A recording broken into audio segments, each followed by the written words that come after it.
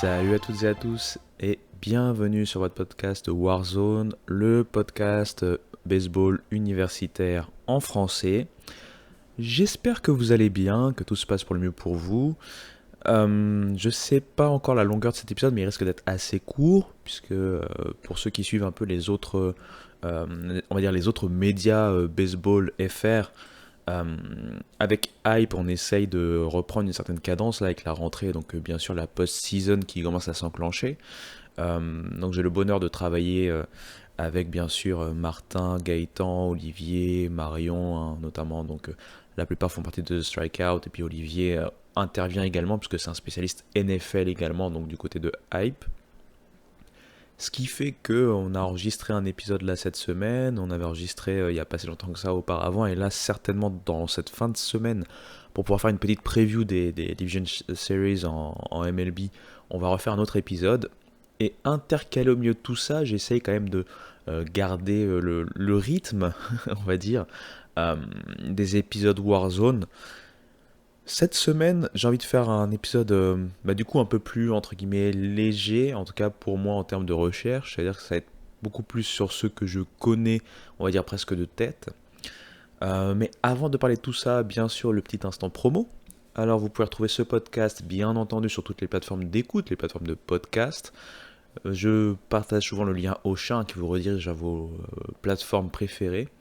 De même, vous pouvez retrouver le Homera sur Facebook, sur X, sur Instagram, sur TikTok, sur YouTube bien évidemment, parce que le podcast sort également sur YouTube. Et je pense que c'est pas mal pour une petite intro, donc on va y aller sans plus tarder. C'est parti.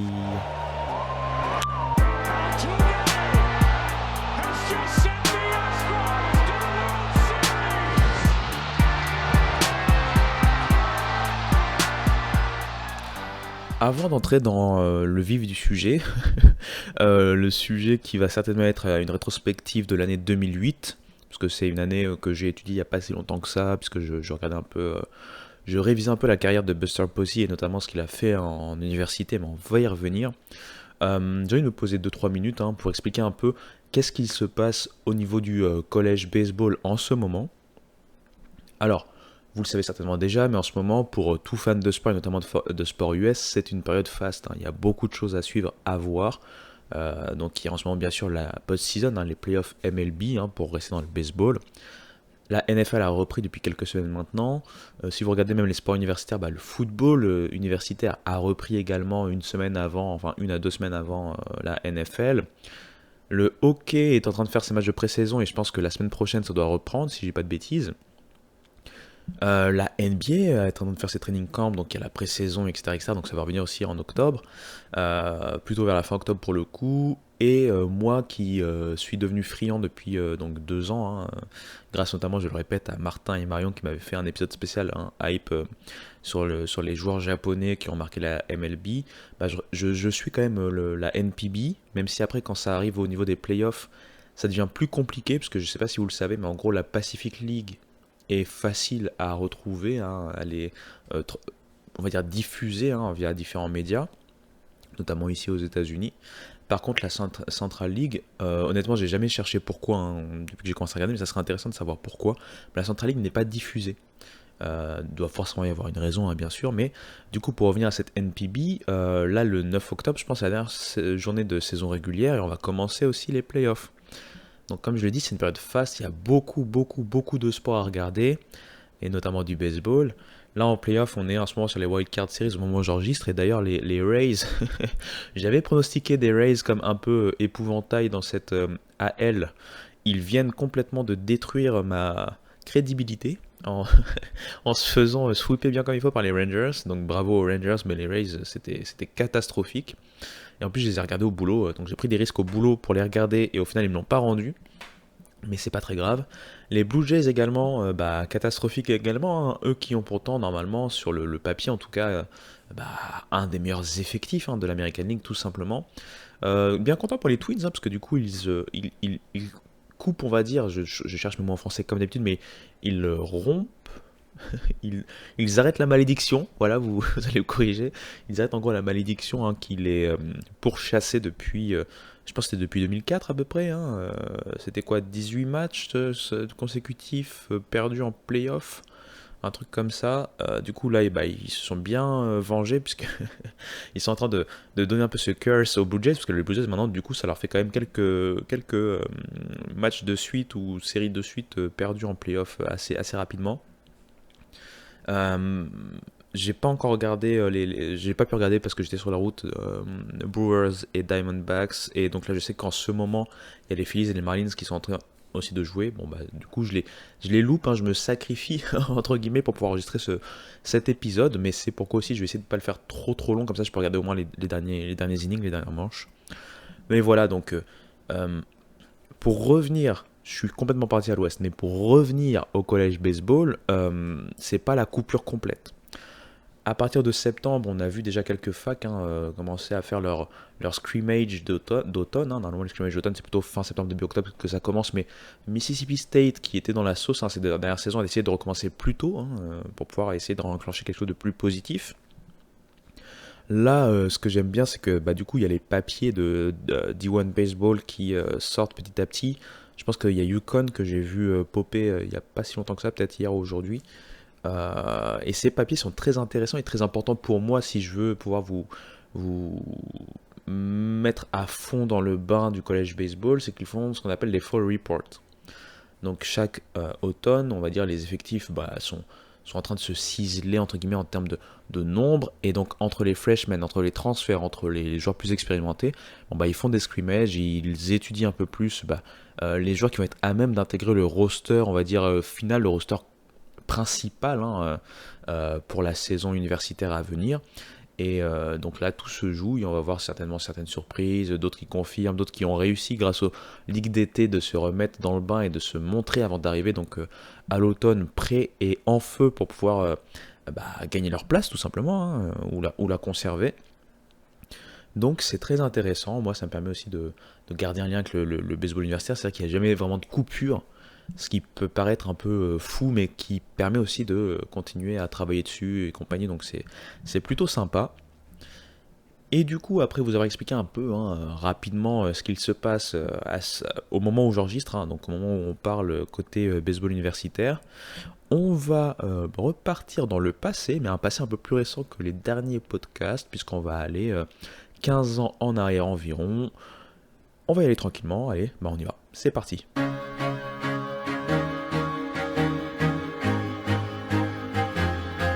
C'est fou de se dire que 2008 ça fait 15 ans, bon pour peut-être les gens de ma génération, même plus âgés que moi, ça fait vraiment à côté, vraiment proche quand on compare à d'autres époques qu'on a pu connaître. Hein. Moi par exemple dans ma tête, j'ai un souvenir un peu fantasmé des années 90, parce que j'y étais d'abord petit, puis jusqu'à quoi, j'ai fini les années 90 à 11-12 ans à peu près. Euh, mais 2008, j'étais déjà adulte, hein, j'étais déjà un jeune adulte, donc pour le coup, j'ai pas l'impression que ça fait si longtemps que ça, alors que ça fait déjà 15 ans. Je me rappelle par exemple très bien de la musique qui sortait à cette époque-là. Je vous ai mis un petit extrait, mais c'est vraiment un extrait rapide hein, pour les questions de copyright. Coldplay, Viva la Vida, pour le faire hein, avec le bon accent français. Euh, et au-delà de ça, c'est vrai qu'à l'époque, je ne suivais pas du tout, hein, que ce soit le college baseball ou même le baseball en général. Alors moi, pour raconter ma vie rapidement, j'ai plutôt un background, si on parle de sport US, on va dire basket, hein, NBA très clair. La NBA, je l'ai suivi très très tôt. J'ai été un peu de cette génération un peu Space Jam. Au-delà de Michael Jordan, parce que Michael Jordan, quand il y a eu les Jeux de Barcelone en 92, je n'avais que 5 ans. Donc moi, j'ai pas eu cet aspect Dream Team, même si je voyais beaucoup de choses liées à la NBA, donc à Michael Jordan notamment. Hein. C'était un produit marketing. Moi, je me rappelle par exemple de Michael Jordan, je l'avais vu dans un clip de Michael Jackson. Je crois que le son s'appelait Jam. Et nous, on était des fans de Michael Jackson euh, depuis tout petit, parce que mes parents étaient fans de ce chanteur. Donc bref, vous voyez, encore une fois, je m'égare. J'ai l'impression que ce podcast va être très free flow, hein, donc accrochez-vous. On part en mode souvenir et compagnie. Mais voilà, donc j'étais très NBA, j'étais à fond derrière les Knicks. Les Knicks, euh, à l'époque, en fait, bon, 2008, si, je voyais quand même certains matchs et tout, mais à la fin des années 90 et début des années 2000, quand j'ai commencé à m'intéresser, entre guillemets, à la NBA, quand je dis m'intéresser, c'est savoir un peu qu'est-ce qui se passe au moment où ça se passe. La NBA, c'était sur Canal. On n'avait pas Canal. Et en plus, c'était la nuit, donc c'était un peu mort pour des enfants pour pouvoir suivre la compétition. Mais du coup, en fait, il y avait pas mal de magazines que je pouvais lire, ou aussi je me laissais un peu influencer par des amis, hein, des copains de classe ou autres, qui, eux, pour le coup, pouvaient avoir accès un peu plus facilement à la NBA, au basket et américain en général, on va dire, et compagnie. Et donc, voilà, en 2008, j'étais vraiment à fond dans la NBA. D'ailleurs, j'étais dégoûté cette année-là, puisque alors j'étais ni pour les Lakers ni pour les Celtics, hein, parce que la finale c'était Lakers-Celtics, moi enfin, j'ai toujours été pour les Knicks, bien m'en a pris, hein, bref. Mais pour moi, les Celtics, je ne sais pas pourquoi ils avaient cet aspect bad guy ou un peu triche. Vous savez, maintenant on a beaucoup parlé, enfin pas maintenant, mais on a beaucoup parlé dans les années 2010 des fameuses super teams, que ce soit quand LeBron James a rejoint enfin, Dwayne Wade avec Chris Bosh, hein, à Miami, ou alors quand on a vu un peu les Warriors récupérer Kevin Durant, enfin bref. On a eu cet aspect-là, mais pour moi, la super team, comme je la voyais dans le sens détestable du truc, c'était les Celtics de 2008, parce qu'ils venaient de récupérer KG en 2007, hein, et Ray Allen d'ailleurs. Donc bref, j'étais un peu dégoûté que les Lakers n'aient pas réussi à les battre malgré la saison MVP, hein, la seule comptée comme MVP pour Kobe, de Kobe justement. Et même si le baseball était très loin pour moi, eh bien il y avait quelqu'un qui avait des allures de MVP. Quelqu'un qui va d'ailleurs devenir MVP, même si c'est pas la même appellation en baseball universitaire, et qui va également devenir MVP et champion MLB, champion MLB à plusieurs reprises, MVP une fois notamment, c'est Buster Posey. Et Buster Posey, l'année 2008, il la survole. Avant de revenir encore une fois sur ses performances personnelles à lui, je vais remettre un peu le contexte de la saison 2008. Alors, à l'orée de la saison 2008, on sort quand même de 2 saisons de domination de Oregon State. Oregon State de Pat Casey, hein, c'est une équipe qui va devenir légendaire parce qu'ils vont remporter, donc ils vont faire un repeat, hein, 2006 et 2007. C'était d'ailleurs les 2 premiers titres, hein, de Oregon State, hein. On sait que Oregon State va ensuite, une dizaine d'années plus tard, avoir un effectif exceptionnel avec notamment Stephen Kwan et Ali Richman, et ils vont remporter les World Series, hein, de 2018. Mais revenons en 2008, Oregon State a donc réussi à faire de grosses performances, derrière notamment Jorge Reyes qui avait été MOP en 2007, un joueur qui d'ailleurs a fait quelques petites piges, hein, un peu méconnu, mais quelques petites piges du côté des Padres. Si vous voulez un joueur MLB qui sort de cette Oregon State un peu incroyable, il y a un joueur qui avait joué du côté des Cubs, c'est Darwin Barney. Il a joué du côté des Cubs. Est-ce qu'il a pas joué aussi du côté des Blue Jays, quelque chose comme ça? Ouais, c'est ça, des Blue Jays. Mais il avait notamment remporté en fait la Gold Glove en 2012. Donc, ce qui montre que voilà, il a quand même réussi à faire son petit trou pendant 7-8 saisons en MLB dans les années 2010, hein.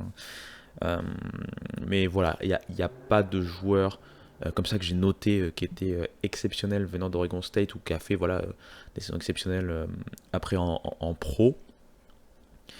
Et au milieu de tout ça, on a un jeune homme qui va faire sa 3e saison, hein, si je dis pas de bêtises, du côté de Florida State. Un jeune homme qui a la particularité d'être capable de jouer toutes les positions. Son coach lui a dit, écoute, tu vas jouer pitcher, tu vas jouer pitcher. Écoute, tu vas jouer shortstop, tu vas jouer shortstop. Et à toutes les positions auxquelles il aura joué, il aura jamais ou rarement déçu. C'est un phénomène, on ne parle que de lui, hein, les médias spécialisés baseball ne parlent que de lui. Par contre, on parle beaucoup moins de son équipe, hein, Florida State. Je parle bien évidemment, bien entendu, de Buster Posey.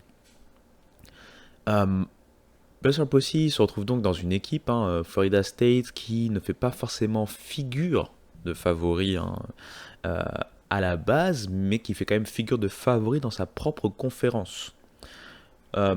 Pourquoi je dis pas figure de favori à la base, c'est dans le sens où on imagine voilà, assez vite 8 équipes principales, hein, arrivées jusqu'au College World Series. On peut penser par exemple à des équipes comme Miami qui ont un peu plus l'habitude. Il y a des équipes dont on va reparler, hein, notamment par exemple Stanford qui avait un joueur dont on va certainement reparler quand on va parler un peu des joueurs qui ont fini à la draft 2008. Il y aura des noms qui vont vous dire quelque chose. Voilà, des Miami, des Stanford. Euh, on a des petites surprises qui vont peut-être être plus que des surprises, notamment donc, comme Fresno State. On a des habitués comme LSU. Voilà, il y a Georgia aussi qui arrive à faire la part du travail, on va dire. Et Florida State, on sait que c'est une équipe qui, c'est vrai que j'étais un peu méchant, qui a un potentiel, hein, attention, hein, c'est le collège baseball et les niveaux peuvent être assez proches, qui a un potentiel en tout cas pour au moins remporter la ACC. Euh, et au moins cette division, hein, parce que la ACC, je rappelle hein, rapidement, la ACC c'est divisé en deux divisions, hein. Il y a l'Atlantique, là où se retrouve notamment Florida State, et il y a la Coastal, là où se retrouvent par exemple des équipes comme Miami, North Carolina, etc. etc.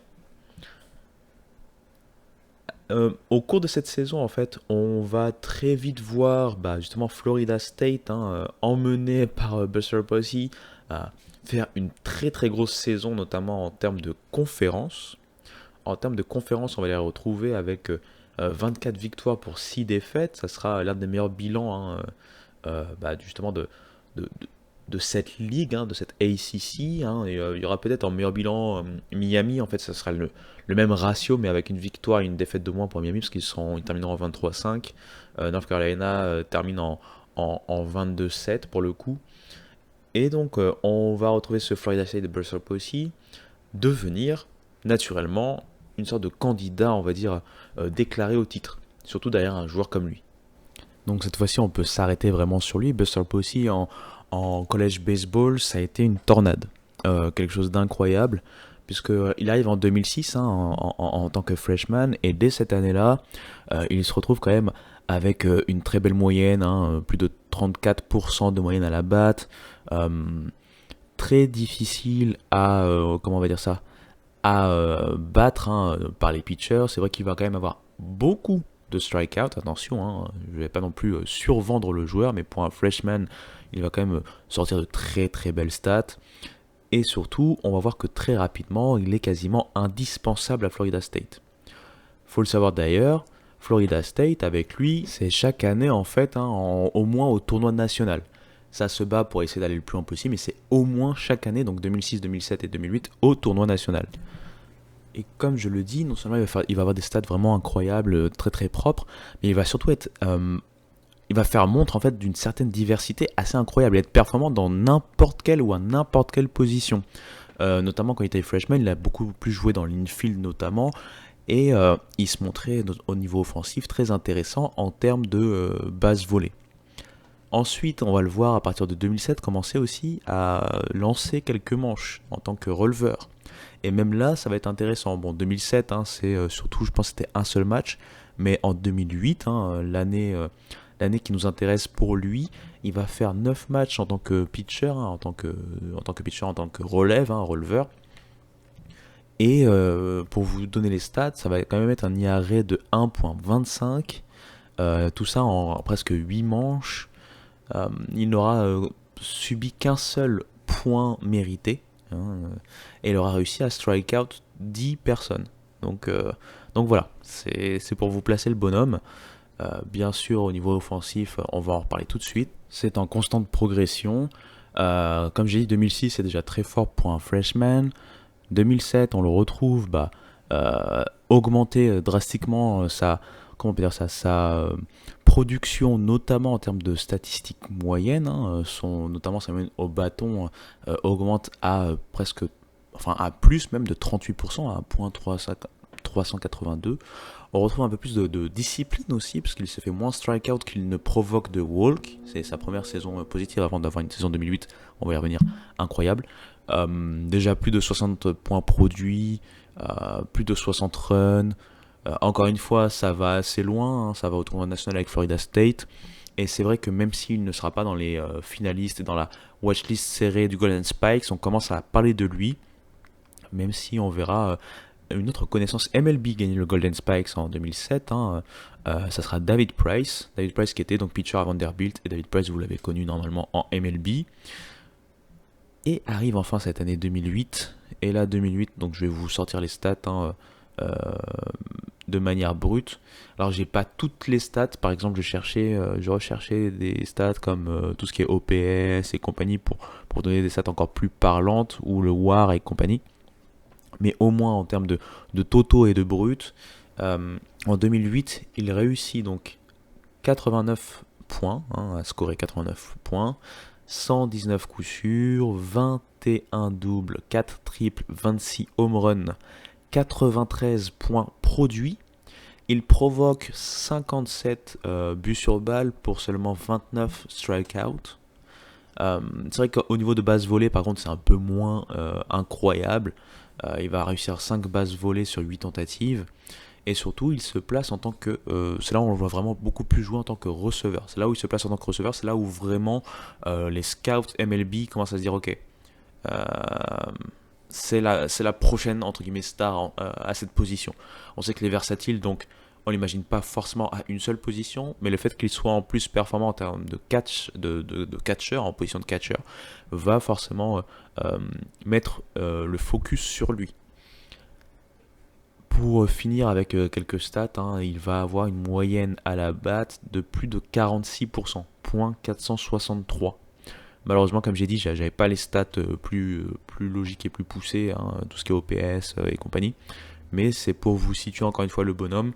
Il roule sur la concurrence. Il est vraiment au diapason de ce qu'il peut faire au niveau collège baseball. Tout paraît trop lent pour lui, trop facile. Et il porte clairement Florida State sur ses épaules. Euh, Sachant qu'en face de lui, il y a quand même pas mal de concurrence. J'ai parlé tout à l'heure de certains joueurs qu'on va retrouver en MLB et qui vont faire quand même quelques petites choses en MLB. Si je vous dis par exemple Jason Castro, je parle bien sûr de l'ancien receveur notamment des Astros.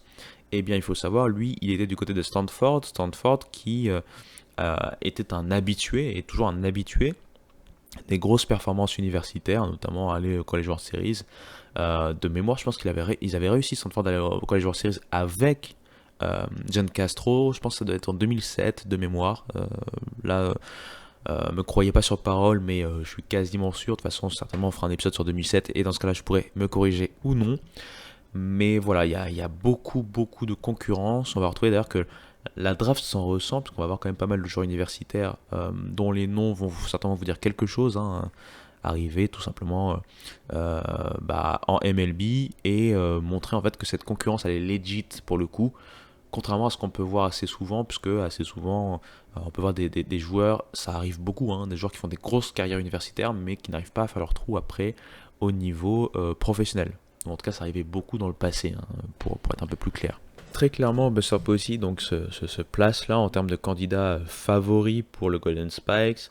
Il y aura très peu de suspense le concernant. Ça va aller jusqu'au Golden Spikes assez logiquement.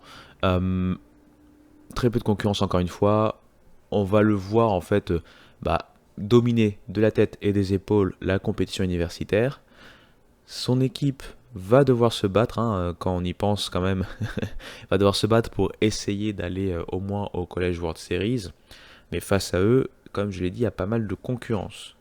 Il y a de la concurrence en termes d'équipes qui ont l'habitude d'aller tout simplement au College World Series. Je pense à des équipes, encore une fois, comme Miami, comme justement Stanford dont j'ai parlé il y a quelques instants, comme Georgia, comme LSU, etc. etc. Et il y a des équipes qui arrivent en fait sans avoir été classées pour le coup et qui arrivent à faire leur trou. Alors, c'est vrai que si je veux être honnête avec vous, Stanford sur cette saison-là n'a pas fait une grosse saison au point d'être classé. Mais ils ont fait un gros tournoi et ils ont l'habitude de faire des gros tournois et d'être classés. C'est pourquoi je ne les mets pas en tant que surprise. Par contre, une équipe qui est surprenante et qui est surprise pour le coup, c'est Fresno State. Fresno State va arriver en fait dans le tournoi national sans avoir un seed, sans avoir un classement particulier. Et quand on regarde les 8 qualifiés pour les College World Series, je vais vous les annoncer tout de suite. Donc Miami, qui avait le seed 1. Miami, c'est une habitude. Il y avait notamment Yonder Alonso, pour ceux qui connaissent un peu la MLB, qui a fait quelques piges du côté de la MLB très très intéressantes. Georgia qui a le seed 8, Florida State, justement de Buster Posey, qui est donc là, et ce n'est pas un hasard si j'ai choisi aussi l'année 2008, qui est le seed 4. On a North Carolina qui est le second seed, LSU qui a un seed 7, Rice qui est une mid-major mais qui avait quand même un seed 6. Donc tout ça pour vous dire que, encore une fois, euh, il y a des habitués ou il y a des attendus et des favoris. Et il y a au milieu de tout ça Fresno State. Alors, Fresno State, c'est une fac qui historiquement a réussi quelques coups quand même au niveau collège baseball dans toute sa longue histoire, mais ce n'est pas non plus la fac que l'on attend à pareille fête, souvent tout simplement. Avant cette apparition en College World Series en 2008, la dernière c'était en 91, avec notamment quelques joueurs qui feront leur trou euh, un peu plus tard en MLB. Et avant ça encore, c'était 88, avec notamment là j'ai quelques joueurs que je peux vous citer venant de 88 et qui ont été sélectionnés. Je pense notamment à Mark Gardner qui avait été sélectionné en 89, donc 88 il faisait partie de cette équipe qui était partie au College World Series. Il a joué notamment pour les Expos, pour les Royals, les Marlins qui s'appelaient encore Florida à cette époque-là, il a joué pour les Giants. Euh, si je dis pas de bêtises, il continue. Est-ce qu'il continuerait pas à être dans les organigrammes? Je pense, à vérifier, mais je pense qu'il est toujours dans les organigrammes, notamment l'organigramme des Giants en termes de pitching coach, quelque chose comme ça. Donc ouais, il y a toujours quelques noms notables. Et donc ensuite, avant 1988, c'était 1959. Donc vous imaginez bien, sur un span de quasiment 80 ans, il y a 4 apparitions au College World Series. Fresno State en tant que joueur, si on veut parler de joueurs qui ont voilà, tout simplement réussi à se faire un nom au niveau professionnel en MLB, je vais vous en citer un qui est connu, et ensuite je vais citer celui qui est le plus connu.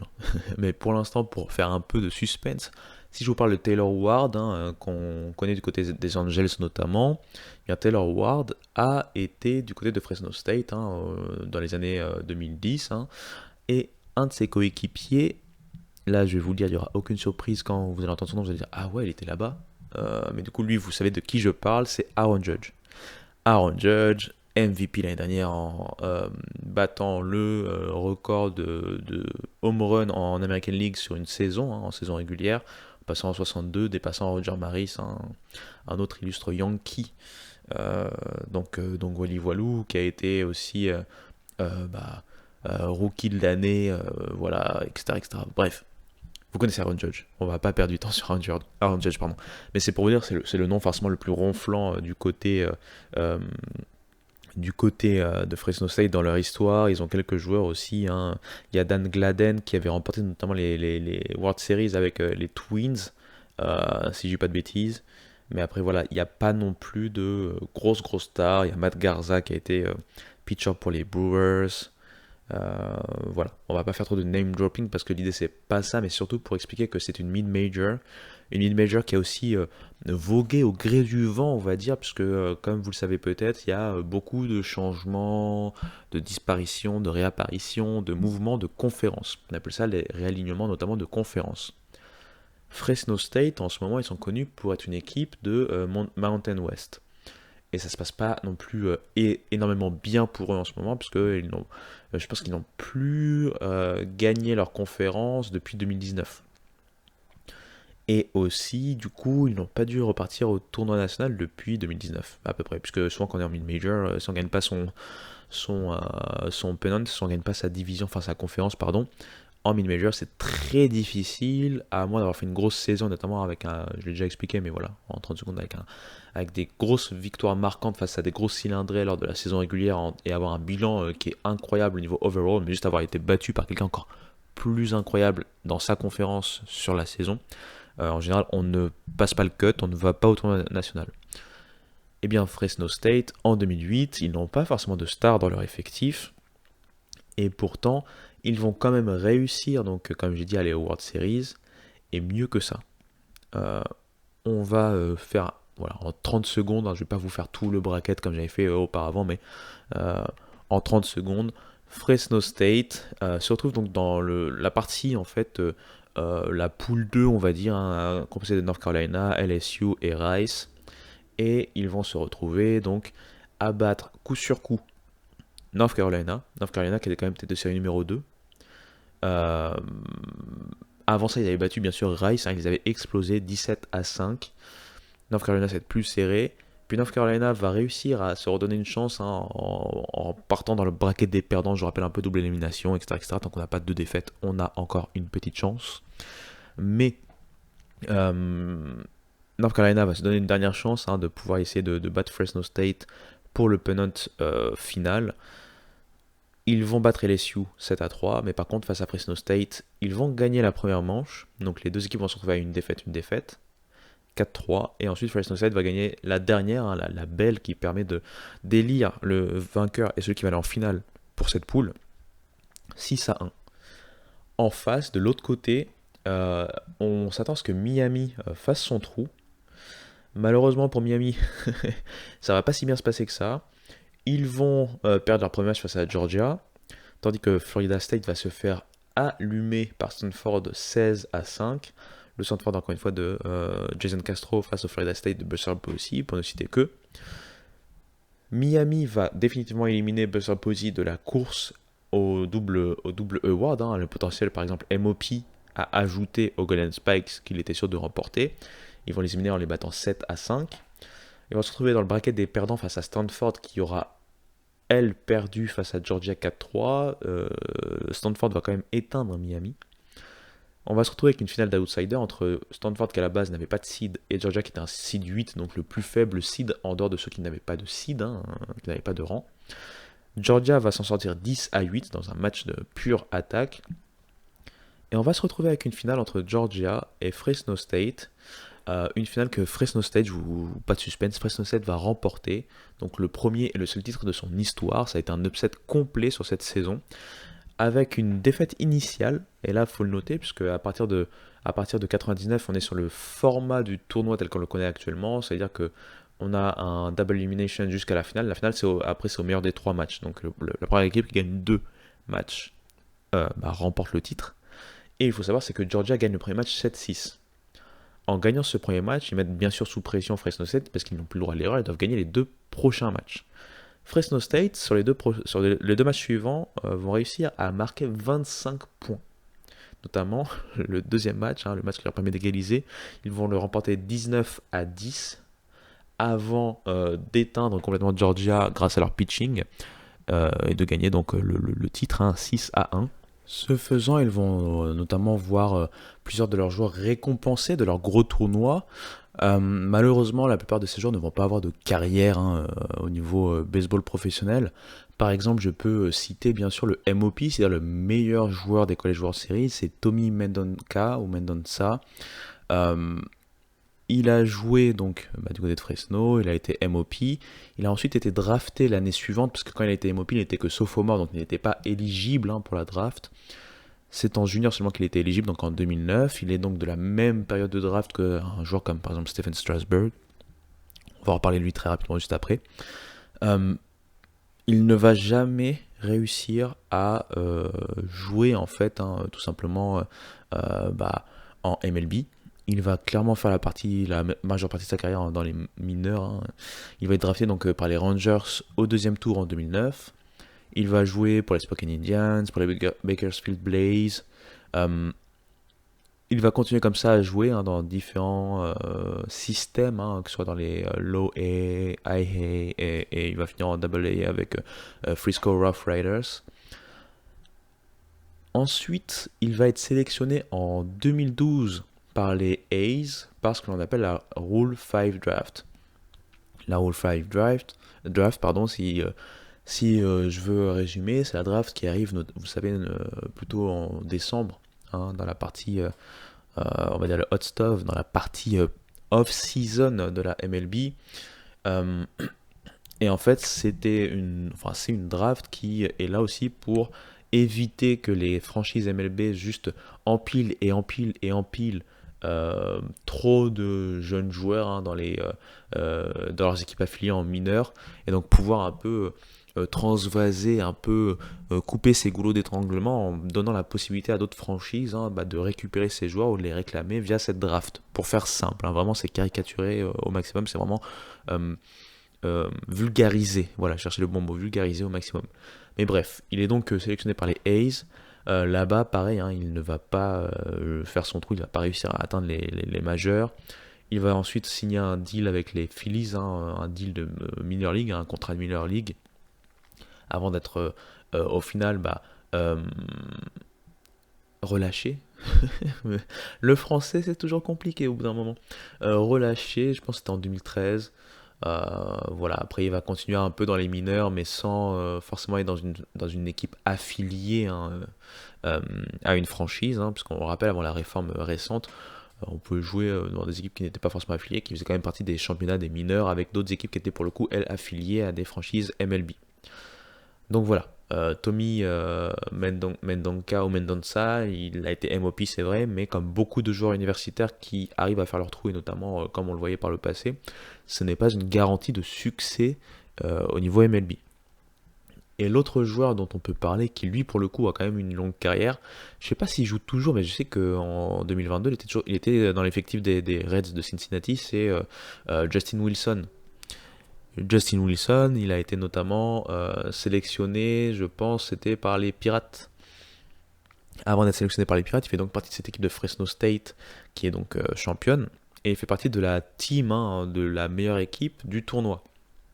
Il va notamment faire de belles performances lors des College World Series. Euh, ce lanceur gaucher va être sélectionné par les Pirates, comme j'ai dit, en 2008. Il va y rester, hein, enfin il va jouer vraiment en majeur de 2012 à 2014, puis après il va aller du côté des Yankees, il va jouer aux Tigers, aux Cubs, aux Mets, voilà, toujours capable de faire une ou deux piges dans tel ou tel club. Et la dernière fois qu'on l'a vu ou que j'ai noté, en tout cas, c'était du côté, donc comme j'ai dit, des Reds.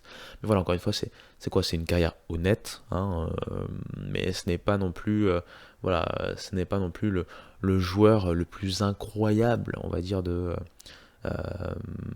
bah, tout simplement de la MLB, ce qui tend à montrer encore plus que Fresno State faisait vraiment figure d'équipe complètement surprise. Ça peut arriver, hein. On l'a vu cette année dans le même style, même si eux n'ont pas réussi à remporter le titre, c'était Oral Roberts. Oral Roberts est parti jusqu'au College World Series, avec pour le coup un effectif qui a assez d'expérience, qui avait l'habitude ces dernières saisons d'aller au tournoi national au moins, et d'embêter les plus gros cylindrés. Cette année, ça allait jusqu'au College World Series, c'est pas allé non plus au bout. Mais voilà, ça peut arriver que ce genre d'équipe arrive à réussir des saisons assez exceptionnelles et à remporter des titres. Je le disais d'ailleurs souvent, c'est que contrairement au football, selon moi, et dans une mesure moindre au basket, il y a un peu plus d'homogénéité dans les niveaux entre les mid-majors, donc ceux qui ne font pas partie des meilleures conférences du pays, et les Power 5 ou les Powerhouses, parce qu'il n'y a pas vraiment Power 5, il n'y a pas vraiment 5 grosses conférences, mais plutôt on va dire 4 en baseball. Mais bref, j'ai pas mal parlé, je vous ai donné quelques joueurs, hein, de Fresno State, de ce Fresno State, donc il n'y avait rien euh, d'incroyable. Mais j'ai envie qu'on switch, on va faire une petite pause, comme ça je vais reprendre ma respiration et on va switcher dans cette dernière partie sur certains joueurs qu'on peut nommer, et notamment des joueurs qu'on a retrouvés ensuite à la draft et qu'on a retrouvés en MLB.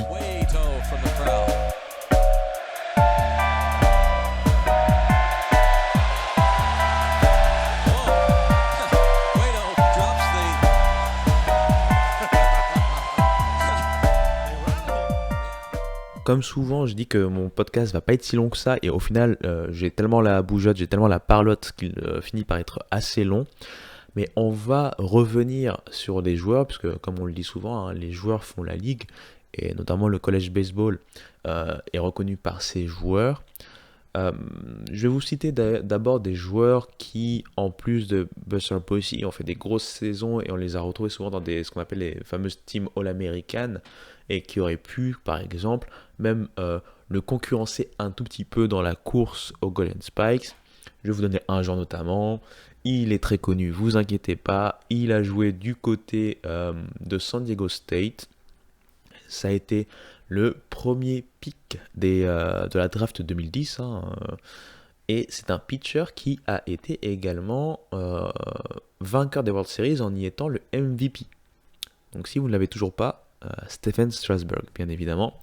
Stephen Strasburg était à l'époque sophomore de mémoire, freshman ou sophomore, j'ai un trou. Je pense qu'il était même freshman à l'époque. Et malgré le fait d'être freshman du côté de San Diego State, il va faire son trou, faire une grosse saison être appelé au All-American. Après, on va connaître, on va le connaître encore plus la saison suivante parce qu'il va remporter le Golden Spikes, justement, avec San Diego State. Euh, à cette époque-là, il va réussir notamment un match avec 23 strikeouts dans le même match. Oui, on parle de 23 strikeouts dans le même match, 2008. Donc c'était déjà une machine. Euh, quel autre joueur je peux vous donner là? Donc on a déjà parlé de Buster Posey. Il y a des noms qui vont certainement vous dire quelque chose. Par exemple, si je vous dis Justin Smoke, on l'a retrouvé en MLB. Euh, qui d'autre? J'ai pas trop de noms, hein. J'ai Yonder Alonso dont j'ai parlé tout à l'heure, qui a eu quand même quelques saisons en MLB, qui a réussi à faire quelques petites choses en MLB, hein. Rien d'exceptionnel, mais on se rappelle que, si je dis pas de bêtises, du côté des A's, ça doit être en 2016 ou 2017, il termine All-Star, hein. Euh, voilà, au sortir d'une belle saison d'ailleurs. Donc voilà, il y a toujours quelques noms qu'on peut tout simplement annoncer ou énoncer.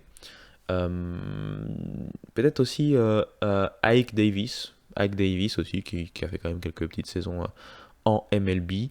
Mais voilà, il y a quelques noms à énoncer dont je voulais parler rapidement avant de vous laisser. Et bien sûr, au-delà des All-American, on va retrouver des joueurs à la draft. Et là, ce sont des noms qui, à mon avis, vont vous dire quelque chose. On a parlé de euh, comment il s'appelle, de Buster Posey, bien évidemment. Buster Posey, à la draft, il est pris en 5e position. Vous allez me dire, mais qui a été pris avant Buster Posey? Eh bien, il y a des joueurs comme Tim Beckham, d'ailleurs, qui avait été le premier tour, enfin le premier pick overall en 2008. Il était du côté de Tampa Bay. Euh, c'est pas celui dont on va retenir le plus le nom en termes d'accomplissement, hein. Il n'a pas, par exemple, été All-Star, etc., etc. Par contre, des All-Stars, et notamment des gens que vous connaissez certainement, il y a d'abord Pedro Alvarez qui avait été euh, du côté de Vanderbilt, qui avait été un des meilleurs joueurs de Vanderbilt, hein, et qui avait été lui pour le coup dans la course, face à Buster Posey pour le Golden Spike. Il sera du côté des Pirates de Pittsburgh. Il va devenir All-Star dans sa carrière. Un autre joueur, là pour le coup, je pense que vous le connaissez parce qu'il joue toujours, hein, c'est Eric Hosmer. Je ne sais pas s'il est free agent au moment où je parle, mais je veux dire, il n'a pas pris sa retraite, hein, de manière officielle. Euh, il a joué un peu partout, mais on l'a bien connu du côté des Padres, par exemple. Il a été All-Star également. Yonder Alonso, on l'a énoncé un peu plus tôt. J'ai parlé de Justin Smoke aussi, juste auparavant, hein, bien sûr. Et Jason Castro. Dans cette même draft, il y a Aaron Hicks, par exemple. Aaron Hicks, qui sortait de high school à cette époque-là, il avait été appelé dans cette draft. Euh, je peux encore descendre parce que j'avais vu aussi d'autres noms qui étaient intéressants. Il y avait bien sûr Gerrit Cole.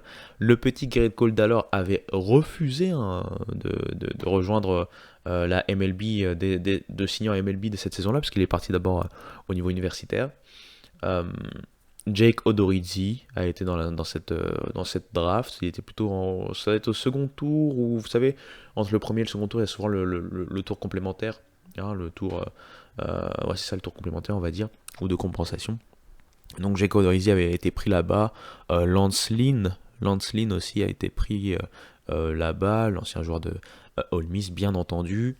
Wade Miley, hein, parce que là, Wade Miley, on en parle, il joue du côté des Brewers, Wade Miley. Eh bien, il était de cette draft également. Et au moment où je parle, je pense que les Brewers se sont fait sweeper à leur tour par les Diamondbacks. Donc définitivement, ceux qui vont écouter le podcast Hype et qui vont ensuite voir les résultats, ils vont me prendre pour un guignol. Mais bon, voilà, c'est le jeu. C'est le jeu des pronos. Et puis sur le papier, normalement les Brewers avaient plus d'expérience, on imaginait plus les Brewers que les Diamondbacks passaient, mais bon. Apparemment les Diamondbacks ont décidé de me faire mentir, tout comme les Rangers et tout comme les Twins. Il n'y a que les Phillies pour le coup qui me permettent de garder un semblant de dignité. Mais voilà, Wade Miley était dans cette draft. Alors on pourrait encore continuer, hein. Charlie Blackmon des Rockies, de notre ami France Rockies, que je salue. Il était de côté de Georgia Tech à l'époque. Un très très bon outfielder d'ailleurs au niveau collège et après en MLB. On le sait, il a été plusieurs fois All-Star, hein. Il a été Silver Slugger. Il doit avoir gagné déjà le titre, vous savez, le titre, le batting champion title, le titre de meilleur batteur. Faudrait vérifier, mais je pense bien. Enfin bref, il y a Craig Kimbrell bien entendu, Brandon Crawford qui pour le coup lui a une carrière très intéressante du côté de la MLB grâce à son affiliation avec les Giants notamment. Dee Gordon, Dee Strange Gordon qui avait fait quelques belles saisons notamment au milieu des années 2010. Moi quand je commençais à regarder le baseball, justement Dee Strange Gordon c'était un de ces gros shortstop. Il venait de faire des très belles saisons en 2015 notamment. Donc voilou, il y a Trevor May, Alex Avila, Josh Harrison, Will Smith, le Will Smith pitcher. J'ai envie de vous donner beaucoup plus de noms, mais voilà.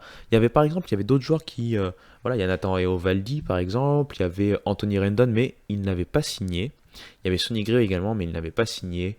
Mais bon, on va s'arrêter là avec le name dropping, mais tout ça pour vous dire que c'est forcément des drafts plus proches de nous, avec des joueurs que l'on connaît quand même bien plus que si je vous parle de certains joueurs des années 70 ou 80.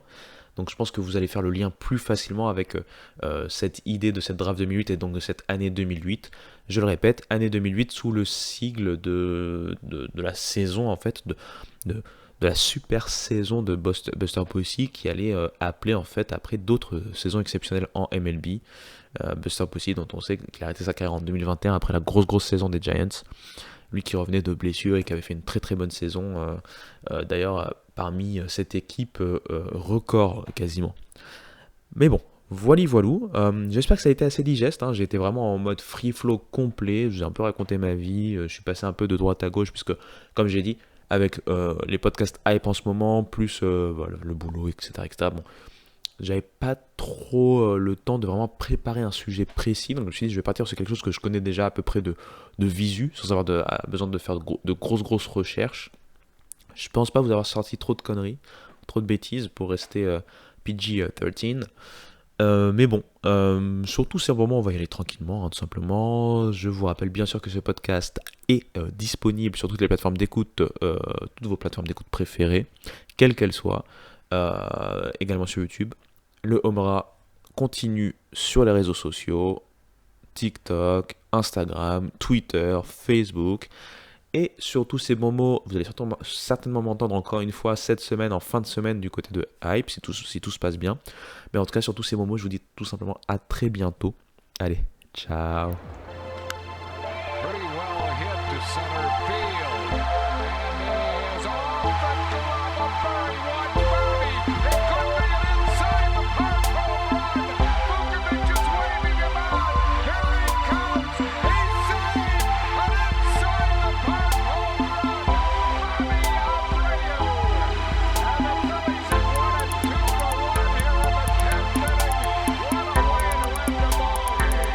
The 2-2.